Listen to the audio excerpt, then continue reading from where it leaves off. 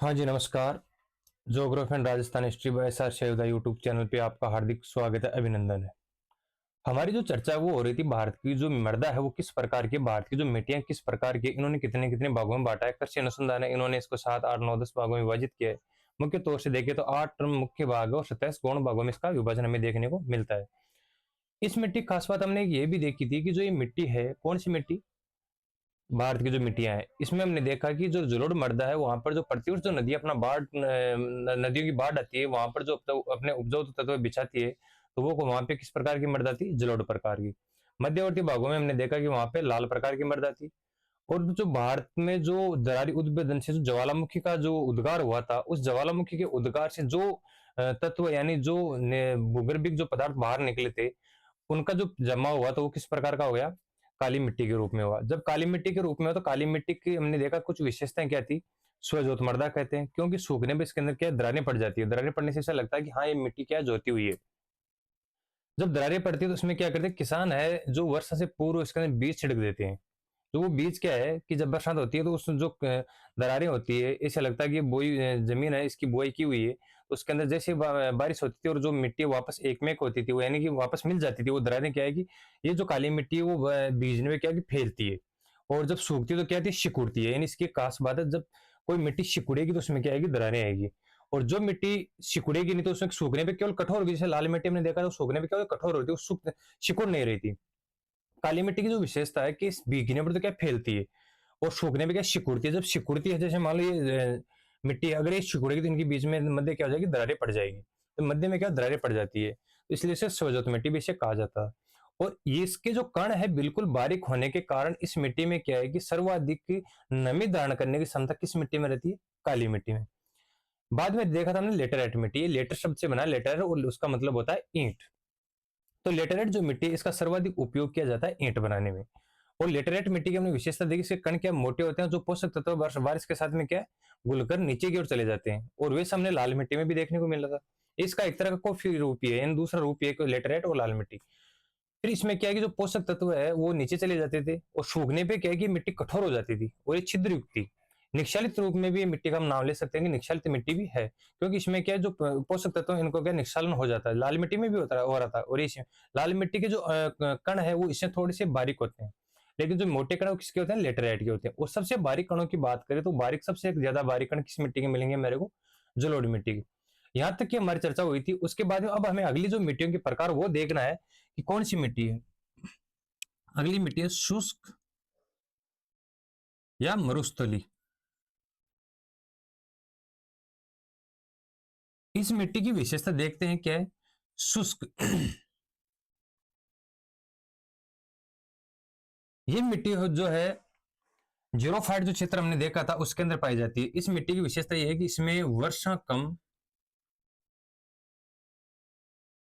पहली बात। दूसरा, वाष्पीकरण अधिक। वाष्पीकरण अधिक। और इसके कणों की बात कर, इसके भी कण क्या होते हैं, मोटे होते हैं। ठीक है। और नमी धारण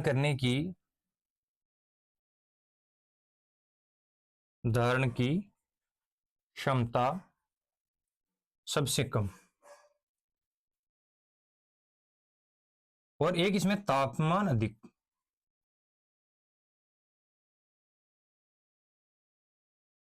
तापमान किस प्रकार है, अधिक। नमी धारण करने की क्षमता कम और तापमान अधिक। नमी कम धारण करने की क्षमता के कारण जो उपजाऊ जो इसकी उर्वरकता है, या बात करते हैं उत्पादन है, वो कम होता है। उत्पादन कम। उत्पादन कम क्यों हो रहा है, क्योंकि नमी धारण करने की क्षमता क्या है इसकी, कम है। यानी कि वो जो उपजाऊपन है वो उसका क्या हो जाएगा, घट जाएगा। उपजाऊपन में कमी। ठीक है। कण इसके मोटे हो गए, वाष्पीकरण अधिक, वर्षा कम, और तापमान में इसमें क्या होता क्या रहता है, अधिक रहता है। और नमी धारण करने की क्षमता क्या रहती है इसमें, कम रहती है। अब इसमें बात करते हैं जो तत्व है वो कौन से होते हैं। तो इसमें चूना, वह फास्फोरस। इनकी तो क्या इसमें अधिकता, चूना और फास्फोरस की तो क्या इसमें अधिकता। बात करें इसमें नाइट्रोजन, जीवाश्म, इनकी क्या पाई जाती है इसमें कमी। यानी कि चूना पत्थर फास्फोरस की इसमें अधिकता पाई जाती है, लेकिन जो नाइट्रोजन और बात करें जीवाश्म, इसमें क्या पाई जाती है कमी पाई जाती है। किस प्रकार की मिट्टी में, शुष्क व मरुस्थलीय प्रकार की मिट्टी। अब इसमें देखते हैं किस जगह पाई जाती है स्थान। स्थान में बात करें तो सबसे पहले हम जब राजस्थान की ज्योग्राफी पढ़ेंगे या इसमें ज्योग्राफी जब पढ़ते हैं तो उसमें देखते हैं कि सबसे बड़ा जो भूभाग है वो कौन सा आता है अपने मरुस्थलीय से 61% के लगभग राजस्थान की जो धरातल है इस पर कौन सी मिट्टी बची हुई है, बालुई मिट्टी। तो पश्चिमी राजस्थान, पश्चिमी राजस्थान, उत्तरी पश्चिमी गुजरात, पश्चिमी यूपी। इनमें तो विशेष तौर पर देखें तो ये राजस्थान और गुजरात में पाई जाती है, लेकिन इसका भी बिखरा हुआ रूप और देखे तो पश्चिमी यूपी में भी देखने को मिलता है, पंजाब हरियाणा में भी देखने को मिलता है। इसके कण मोटे होते हैं, तो इसमें एक जाहिर सी बात है इसमें जो कृषि की जाएगी वो जो मोटे अनाज है उन्हीं की जाएगी। तो बात करते हैं कृषि की। कृषि किसकी की जाएगी, तो बाजरा, गंवार, मूंग, मोठ, बाजरा है, गंवार है, मूंग है, मोठ है, और बात करते हैं जो मोटे अनाज है जितनी भी, और विशेष बात करें मूंगफली। इस प्रकार की जो धान है इनकी कृषि किसमें की जाती है, शुष्क या मरुस्थलीय मृदा के अंदर। बात करें मोटा अनाज किसे कहा जाता है, तो मोटा अनाज किसे कहा जाता है, मोटा अनाज जिस अनाज की रोटी जो है मोटी बनती है उसे कहा जाता है मोटा अनाज। जाहिर सी बात है जिस अनाज से जिसकी रोटी क्या होती है मोटी बनती है उसे कहा जाता है मोटा अनाज। जैसे बात करें हम गेहूं और बाजरे की, गेहूं और बाजरे की बात करते हैं, गेहूं और बाजरा, इसका जो दाना है वो क्या होता है, मोटा होता है, ठीक है। इसका जो कण है वो क्या होता है, छोटा होता है। लेकिन रोटी गेहूं की क्या बनती है, पतली, और बाजरे क्या बनती है, मोटी। इसलिए जो बाजरा वो किस में आता है, मोटे अनाज में आता है। यानी जिस दान की रोटी हमेशा मोटी बनती है वो आएगा मोटे अनाजों में।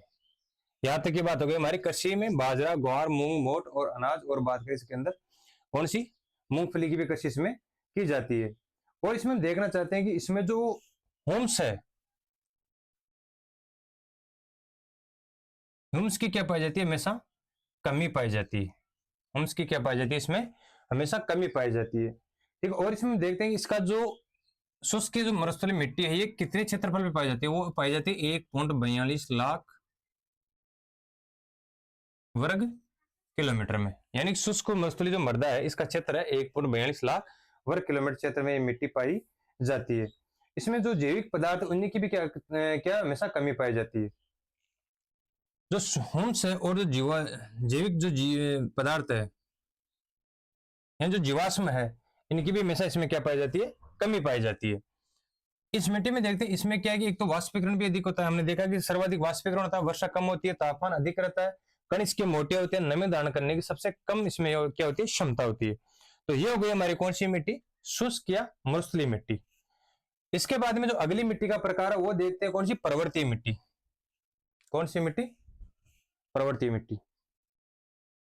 अब बात करते हैं पर्वतीय मिट्टी।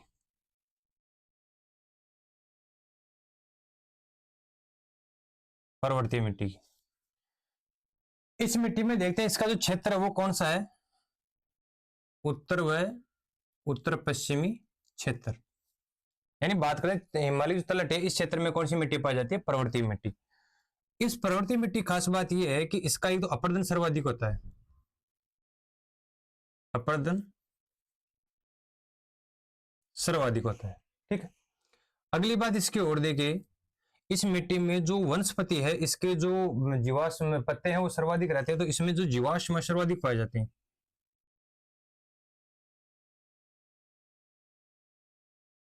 जीवाश्म सर्वाधिक पाए जाते हैं। ये जो जीवाश्म है इन्हीं की क्रिया से इसमें जो ह्यूम्स है या ह्यूमिक अम्ल है,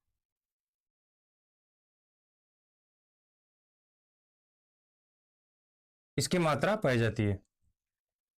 इसमें बात देखते हैं, अपरदन हो गया, जीवाश्म हो गया, और जो ह्यूमिक में जो अम्ल है इसकी मात्रा सर्वाधिक पाई जाती है। चूना है,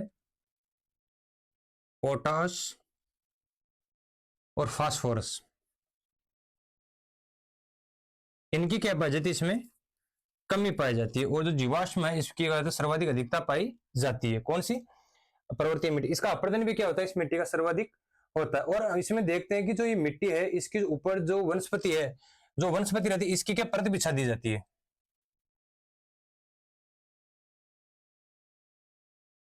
वनस्पति की परत बिछा दी है। वनस्पति के जो भी पदार्थ, जो पत्ते होते हैं वो नीचे गिरते रहते हैं, तो इनसे क्या है कि जो वनस्पति है इसके ऊपर परत बिछा दी जाती है। इससे जो जीवाश्म है इनसे जो ह्यूमिक अम्ल है इसका निर्माण होता है। चूना, पोटास और फास्फोरस की इसमें क्या पाई जाती है, हमेशा कमी पाई जाती है। और जो यूएसए का जो कृषि विभाग है, कौन सा? यूएसए का जो कृषि विभाग है, इन्होंने इस मिट्टी को नाम दिया था पोर्टजोल। पोर्टजोल मृदा नाम दिया था। यानी यूएसए का जो कृषि विभाग है इन्होंने इस मिट्टी को क्या नाम दिया था, पोर्टजोल नाम दिया था। और इस मिट्टी में हम देखें कि इसमें सर्वाधिक जो कृषि है वो किस प्रकार की जाती है, तो इसमें सर्वाधिक बागानी और जो फलों की कृषि की जाती है। जैसे बात करते हैं नाशपाती की, किसकी? नाशपाती की। यानी इसमें नाशपाती है और एक होता अंगूचा, एक होता जो फल होता है उसका नाम है क्या? आलूचा। आलूचा, बागानी, बागानी में थे चाय, कॉफी। इस प्रकार की जो कृषि है किसमें की जाती है, पर्वतीय क्षेत्रों में की जाती है। और इसमें बात करते हैं जो फलों की कृषि है, इसमें फल आएंगे तो फलों की कृषि। और इसका अपरदन सर्वाधिक होता है कौन सी मिट्टी में? पर्वतीय मिट्टी में। तो ये बात होगी पर्वतीय मिट्टी की विशेषता, उत्तर और उत्तरी पश्चिमी भागों में ये मिट्टी पाई जाती है। सॉरी, उत्तर पूर्वी भागों में, उत्तर पूर्वी भागों में, यहाँ पहले पश्चिम लिखा गया था।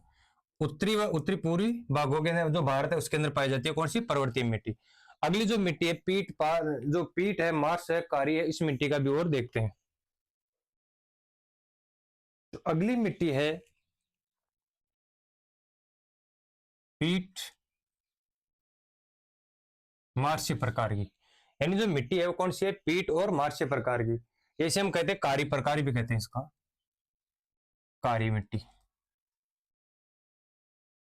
इस मिट्टी की विशेषता देखिए, जो ये मिट्टी है वो, ये मिट्टी जो समुद्र तटीय जो क्षेत्र है या जो जल भराव वाली जो जगह है वहां पर ये मिट्टी सर्वाधिक पाई जाएगी। यानी जो पश्चिमी तट का हम बात करें कि पश्चिमी तट है यहाँ सर्वाधिक पाई जाती है। ठीक है। बात करें विशेषकर जो एक किस्म पाई जाती है केरल में, और तमिलनाडु का जो आंध्र प्रदेश है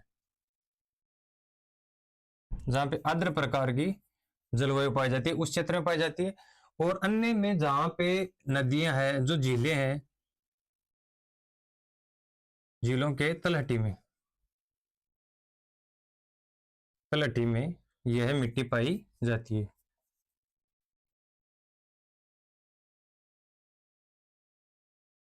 ठीक है। इस मिट्टी में बात करें कि जो लोहा है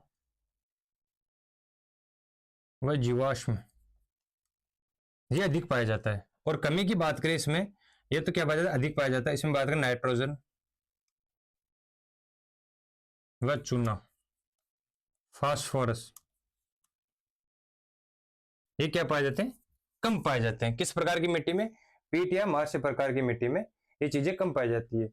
और इसमें बात करें कि जो इसमें जो पोटास है इसकी भी कमी पाई जाती है। पोटास, नाइट्रोजन, चूना और फास्फोरस, लोहा और जीवाश्म की इसमें क्या पाई जाती है? अधिकता पाई जाती है। इसमें बात करें जो कृषि है किस प्रकार की जाती है, इस ये जो मिट्टी जल भराव वाले क्षेत्रों में आती है तो यहाँ पर जो कृषि है वो की जाती है किसकी? चावल की।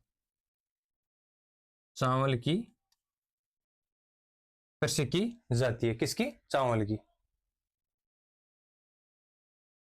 और इसमें देखिए तो इसमें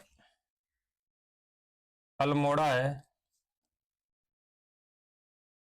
सुंदरबन डेल्टा है, इन क्षेत्रों में भी ये मिट्टी पाई जाती है। कौन? पीट मार्श या कारी प्रकार की मिट्टी। ठीक है, तो चावल की कृषि सर्वाधिक की जाती है, जल भराव या झीलों के आसपास वाले क्षेत्रों में ये मिट्टी पाई जाती है।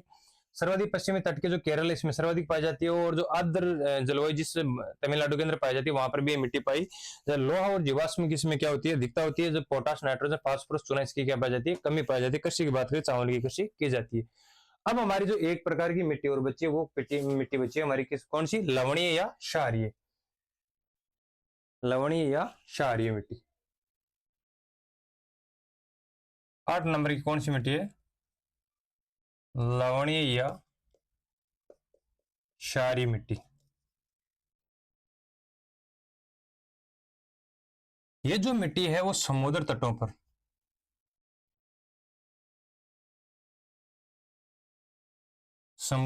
पर पाई जाती है।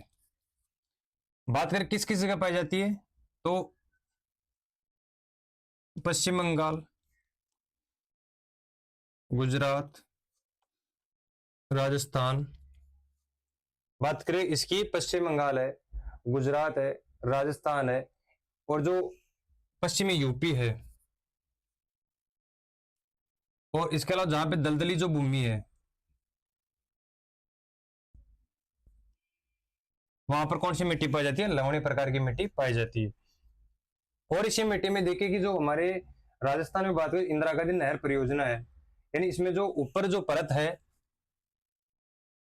ऊपरी जो परत है, जो ये मिट्टी है जहां इसके ऊपर लवणीय परत इस मिट्टी को लवणीय परत रहती है। और इस मिट्टी की खास बात हम ये देखते हैं कि जहां पे उच्च जल भराव वाले क्षेत्र है,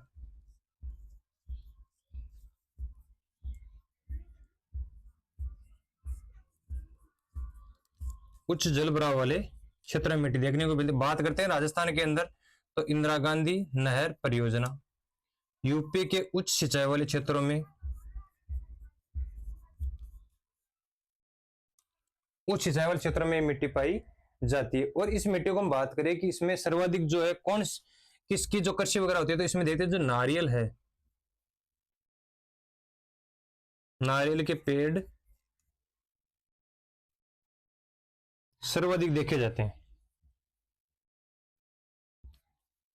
नारियल के पेड़ कहते हैं सर्वाधिक देखे जाते हैं। इस मिट्टी को अगर लवणीय परत आती है तो इस मिट्टी को हम कहते हैं रेह कलर। जो मिट्टी इसको क्या नाम देते हैं? रेह है, कलर है, ऊसर है, रेह है, कलर, ऊसर, जिसे हम कहते हैं राथड़, थूर, राथड़, थूर, और इसको नाम देते हैं हम किसको? चौपन। इन नामों से मिट्टी को जानते हैं। रेह, कलर, ऊसर, थूर और चापन के नाम से भी इस मिट्टी को जानते हैं। किसको? लवणीय मिट्टी को। लवणीय मिट्टी में क्या होती है? जहां पर जल भराव की समस्या सर्वाधिक होती है, किसी प्रक्रिया द्वारा क्या होती है? इसमें जो जल ऊपरी सतह है उसके अंदर लवण की परत बिछा दी जाती है, यानी जो सतह इसके नीचे लवणीय जो तत्व रहते हैं, तो केशिका क्रिया से लवणों की परत ऊपर आ जाती है केशिका क्रिया के द्वारा। तो ये हो गए हमारे कौन सी? लवणीय प्रकार की मिट्टी, पीट मार्श, इस प्रकार की मिट्टी। अब अगली क्लास में देखेंगे जो यूएसए ने जो मिट्टियों का वर्गीकरण किया वो किस आधार पर किया, और मिट्टियों की जो समस्या कौन कौन सी है, जैसे अपरदन की समस्या है, इसका जो एक स्थान से दूसरे स्थान में जाता है, कटाव की समस्या, जल भराव की समस्या, इन समस्याओं का जो विवरण हम अगली क्लास में करेंगे। सभी को नमस्कार।